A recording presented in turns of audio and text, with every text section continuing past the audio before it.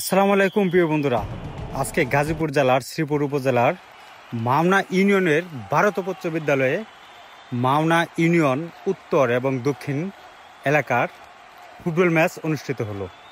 খুব দারুণ টান টান উত্তেজনাপূর্ণ খেলাটি দর্শক উপভোগ করলো। আজকের এই খেলায় অনেক দর্শক হয়েছেন, মানে এই মাঠে গত 20 বছরে এমন দর্শক হয়নি। খুব সুন্দর খেলা হয়েছে মাওনা ইউনিয়ন উত্তর এবং মাওনা দক্ষিণ দলে। আসলে আমাদের গ্রাম বাংলার সবার প্রিয় খেলা হচ্ছে ফুটবল, এবং কি ফুটবল হচ্ছে সারা বিশ্বের সবচেয়ে জনপ্রিয় খেলা। বাংলাদেশের ব্যতিক্রম নয়। খেলাটি খুব ভালো লেগেছে, খেলাটি মানুষের খুব মনে গেঁথেছে। সাধারণ মানুষ থেকে শুরু করে সব পর্যায়ের মানুষ আজকের খেলা উপভোগ করেছেন। আজকের খেলার মূল আকর্ষণ ছিল নাইজেরিয়ান খেলোয়াড়। একটি দল পুরোটাই সাজানো হয়েছে নাইজেরিয়ান খেলোয়াড় দিয়ে। আসলে নাইজেরিয়ানরা বাংলাদেশে প্রচুর ম্যাচ খেলে। তারা অনেক অনেক মানে হাজার হাজার খেলোয়াড় বাংলাদেশে এসে বিভিন্ন জায়গায় খেলে।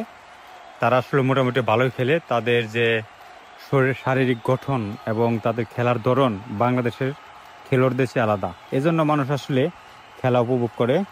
যখনই শুনে যে অমুক দলে খেলোয়াড়ে নাইজেরিয়ান খেলোয়াড় আনা হয়েছে, মানুষ উপচে পড়া ভিড় লেগে থাকে তাদের খেলা দেখার জন্য। আসলে না, বাংলাদেশের মানুষই খেলা পাগল জাতি। যদিও বাংলাদেশ ফুটবলে তেমন এগোতে পারেনি, তারপরেও বাংলাদেশের মানুষের আবেগ হচ্ছে ফুটবল। এখানে ছোট থেকে বড়, বৃদ্ধ থেকে বনি সবাই এই খেলা উপভোগ করে। আজকের খেলাটি খুব ভালো লেগেছে। মূলত আজকের খেলাটি আয়োজন করেছেন শ্রীপুর উপজেলা বিএনপির নেতৃবৃন্দ। ফুটবল খেলা নিয়ে আসলে মানুষের মধ্যে অনেক জল্পনা কল্পনা। অনেকেই ফুটবল খেলার ইতিহাস জানে না। ফুটবল খেলা মূলত চীন থেকে উৎপত্তি হয়েছে, তবে 19 শতকের মাঝামাঝি ইংল্যান্ডে এই খেলাটি ব্যাপক আকারে ছড়িয়ে পড়ে। বলা হয় আধুনিক ফুটবলের জনকই হচ্ছে ইংল্যান্ড। 1900 সালে অলিম্পিকে প্রথম পুরুষদের জন্য ফুটবল খেলার আয়োজন করা হয়। সেই থেকেই ফুটবল খেলার মূলত বিশ্বব্যাপী পরিচিতি লাভ করে। 1996 সালে মহিলা ফুটবল দল অন্তর্ভুক্ত করা হয় অলিম্পিকে। তারপর থেকে আস্তে আস্তে বিভিন্ন টুর্নামেন্ট, ফুটবল বিশ্বকাপ, ক্লাব বিশ্বকাপ, এশিয়া বিশ্বকাপ, সে বিভিন্ন মহাদেশ ভাগ করে করে ফুটবল খেলা আসলে প্রচলিত হয়ে যায়। খেলা খেলে বর্তমানে ফুটবল একটি দুর্দান্ত ক্রীড়ার নাম। এত জনপ্রিয়তা যে বিশ্বের এমন কোনো দেশ নেই যে দেশে ফুটবল খেলা হয় না। ফুটবল একমাত্র খেলা যেটা সারা বিশ্বে একযোগে এক তালে খেলা হয়। এর জন্যই ফুটবলের এত জনপ্রিয়তা। সেই ধারাবাহিকতায় বাংলাদেশেও অনেক জনপ্রিয়তা।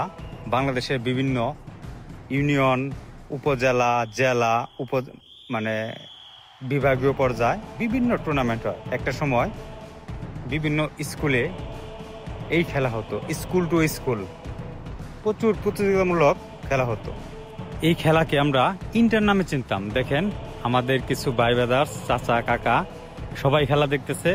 মাঠে প্রচুর দর্শক ছিল এই খেলাটি দেখার জন্য। আসলে এখন আর ফুটবলের ওই রকম আয়োজন হয় না দেখেই মানুষ খেলাধুলা একটু কম দেখে। যদি রেগুলার এরকম খেলার আয়োজন করা হতো, আজকের খেলাটি দেখেন বঙ্গবন্ধু জাতীয় স্টেডিয়ামেও এরকম মানে দর্শক হয় না। এত দর্শক, আমার মনে হয় এখানে প্রায় 50,000 দর্শক উপস্থিত ছিল। চারপাশে অনেক দোকান আসছে, খাবারের দোকান সহ অনেক খেলনাধুলা দোকান। মানুষ খেলা দর্শক যারা আছেন তারা খেলা দেখার পাশাপাশি বিভিন্ন খাবারও খেয়েছে। পাশে একটি মেলা বসেছে খেলা উপলক্ষে।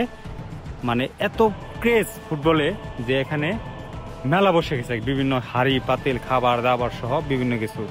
আসলে বাংলাদেশে ফুটবল হচ্ছে উৎসব।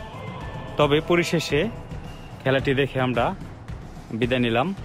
আর যদিও এক দল হেরেছে, তারপর দুঃখ নেই, খেলাটি উপভোগ করেছি, এটাই আসল বিষয়।